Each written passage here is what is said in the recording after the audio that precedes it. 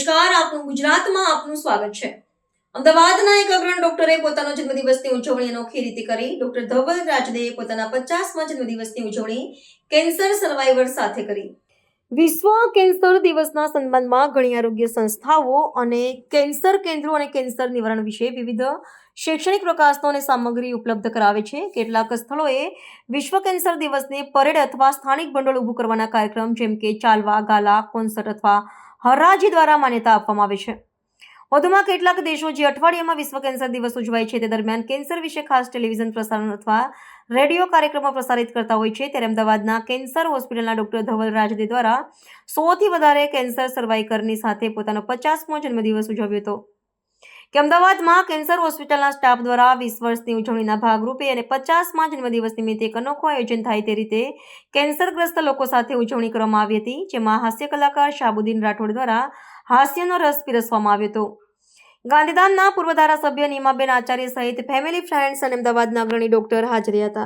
હા, હું doctor Dhaval Rajde, cancer સર્જન।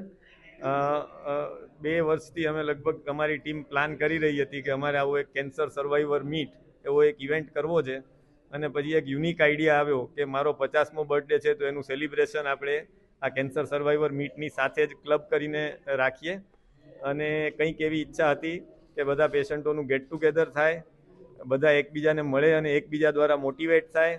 અને એક એડિશનલ આઈડિયા આવ્યો કે આપણે શાહબુદ્દીનભાઈને બોલાવીએ, એમનું ચોખ્ખું હાસ્ય, અને બધા અહીંયા આવી હસીને રિલેક્સ થઈને જાય અને એકબીજાને મોટિવેશન મળે।